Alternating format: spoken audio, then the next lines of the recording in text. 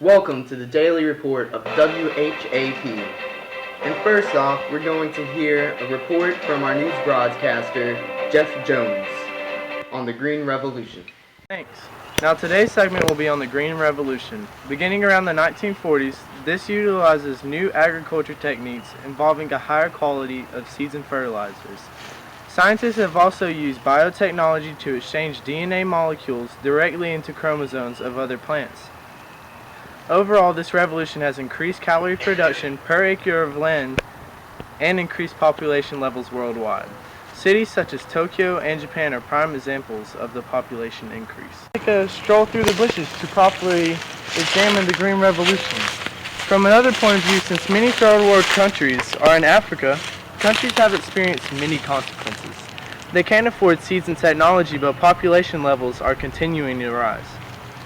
Countries such as Somalia and Ethiopia have experienced a significant amount of soil erosion and desertification. This is causing the Sahara Desert to spread south, making global warming more prevalent in the world today. Decades of chemical use have also ruined the soil. This has led to the contamination of drinking water and heavy metals, which are directly linked to cancer. My good friend Mahajan in Punjabi says the Green Revolution is not as green as it was earlier. Quite brown and pale. By constantly replacing crops without restoring soil quality, fertilizers are widely used. Fertilizers use a large amount of natural gas, which is an important finite resource.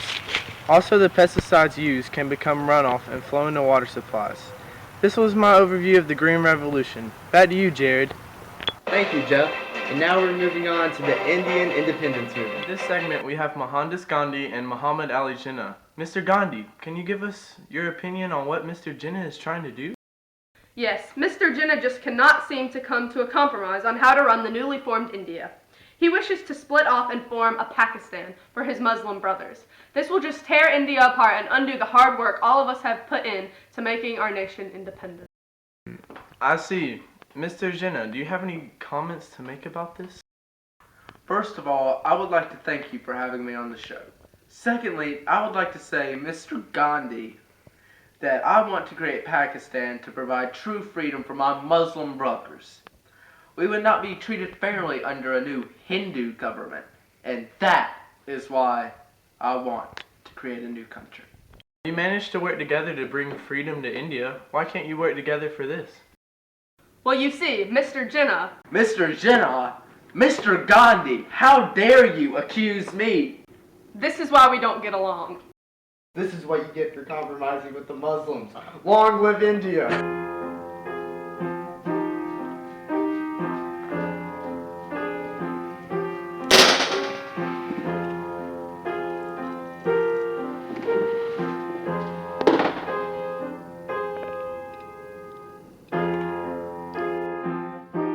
As you may well know, Mr. Gandhi is dead. Also during this time, Mr. Jinnah has formed his own nation of Pakistan. This broadcast is televised in memory of Gandhi's non-violent protests and civil disobediences that brought about Indian independence. And that concludes our interview with Indian independence leaders. And now to the weather. There's a... 1 second. Hello? Really? Oh my gosh, breaking news everyone. President Javier Imano was just shot down in his plane and chaos has erupted and violence is raging.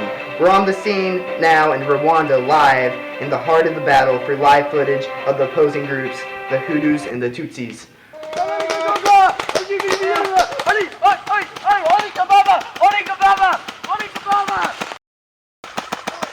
Hello, can you please tell me what's going on here?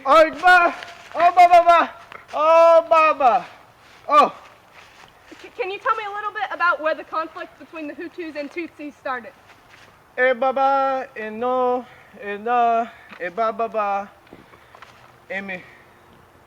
see, so Rwanda was a Belgian colony, right? Don't get over there. So why is the violence erupting now? Here and fight and but. So, wow. Wow, Wow, this is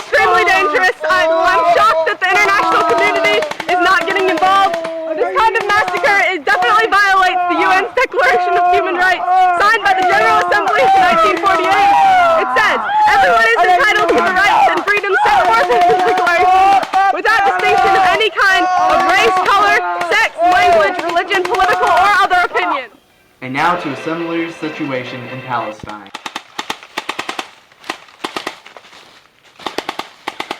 I'm here at the scene of the recent Palestinian violence. Here to talk to one of the Jewish Zionists. Excuse me, can you tell me what's going on here? We're fighting the Palestinians. And why is that? Well, this area on the eastern end of the Mediterranean is our promised land. And after we were displaced in the diaspora, the Palestinian Arabs showed up and claimed it. But of course, eventually, we all wanted to return. Which caused the Zionist movement and the Balfour Declaration. Correct. So the UN took notice, and due to the recent Holocaust and acts against Jews in World War II, and created Israel to partition Palestine into Arab and Jewish lands. The Arabs tried to block the creation of Israel, and this ended up causing warfare. And lots of Palestinian refugees, like the one over there.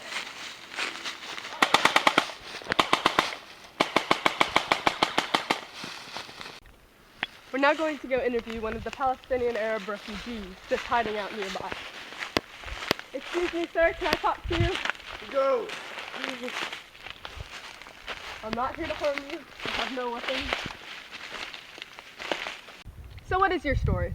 Well, my people have lived here for many years, and we believe this is our homeland. But the Jews and the Zionist movement wanted to reclaim their lands.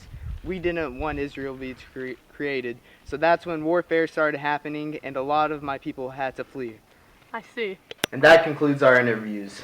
Now we move on to our last story of the day. Earlier today, I interviewed two major and important African independence leaders. Both faced many hardships and obstacles, but managed to gain their freedom from colonial powers. Their names are Kwame Nkrumah and Jomo Kenyatta. Now here are their stories. Welcome, and thank you both for coming to this interview. Thank you for having us. The pleasure is mine. So Nkrumah, let's hear how you managed to gain independence for Ghana. Well, it wasn't easy, and not just anyone could have done it. My earlier education and my time spent in America sparked my interest in making the Gold Coast a better place. While in America, I went to college and sought a different form of government than the one the British had established. So I returned to the Gold Coast in 1949 and created the Convention People's Party. So what exactly were the party's intentions and goals? The party was created to show how determined we Africans were at gaining independence. It was my first step in the long process of obtaining freedom. After its creation, we continued to write a new constitution and we organized strikes for our freedom. Our party was able to gain support from other Africans and it managed to win the majority of the seats in the legislature in 1954. Wow, that's impressive. I bet you felt great knowing that your party came on top. Yes, I was ecstatic to hear the news, and just in 2 years, I wrote British proposals for the Gold Coast independence. In 1957, British granted Ghana freedom as an independent state. That's great, and to think that your movement inspired many other nations to follow through with their own independence plans.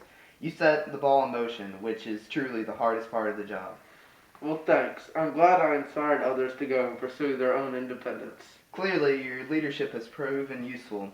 Now on to you, Kenyatta. In what way did you manage to gain power in Kenya? Well, my first political step was becoming a leader in the KKU Central Association. In this organization, I was sent to London to explain our grievances in a petition against the British. It didn't get much done, and a few years later, matters got even worse. The British government was just handing out our land to settlers during the gold rush. Wow, that's just awful. Unbelievable that any government would do such a thing. What did you do in response to this act? I stayed in England for a few years writing books about the Britons' injustice.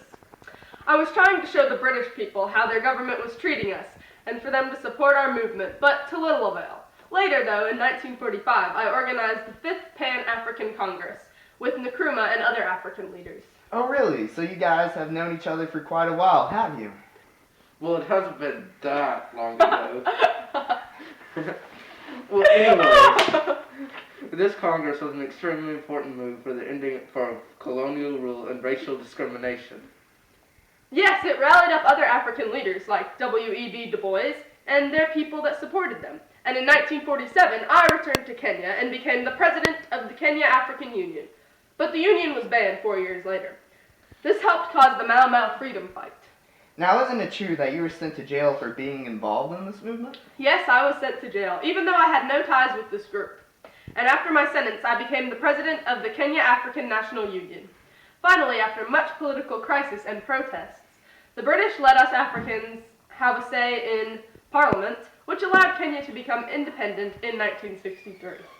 After all that hard work, it must be good to know that you accomplished your goal. Yes, it is, especially with myself being the top leader. I can pave the way for where I want Kenya to go now. Well, clearly you have met many other African leaders and know their stories of independence, but what about the situation in South Africa with apartheid? Even though South Africa was an independent state, Africans were still getting mistreated. The white minority controlled the government and made living conditions hard for the Africans. The government was trying to completely separate Africans from whites. It forced Africans to leave cities and live outside unmaintained suburbs. Africans' education also suffered, as it wasn't as good as the whites. That's awful. No one should be subjected to that kind of injustice. They had to do something to stop this, right? They did. In response to these acts, South Africans formed the African National Congress. They conducted boycotts, strikes, and civil disobedience. Nelson Mandela headed this movement, but was imprisoned in 1962. This didn't stop the anti-apartheid movement, though. People continued to protest and have their voice heard. One well-known rebellion is known as the Sharpeville Massacre. Police fired on a crowd of around 10,000 that gathered outside a police station to protest laws. 67 were killed and others were wounded. So, what happened to Nelson Mandela during all this? Well, in 1994, he got released from prison and was elected the president. Well, thank you both for coming today. I think our viewers will have learned much from this interview, and I hope to see you both again. Good to see you. Great talking to you today. Thank you, America. Thank you for tuning in today, and that concludes our daily report on WHAP.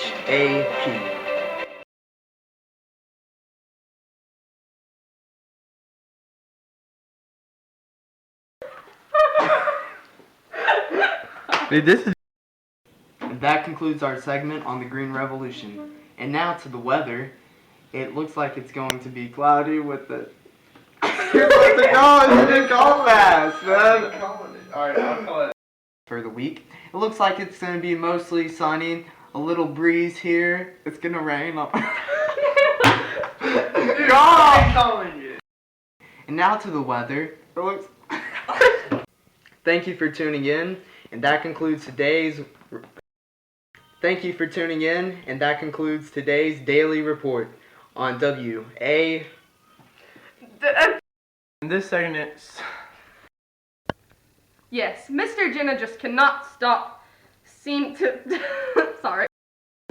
well, you managed to work together to bring friend and free.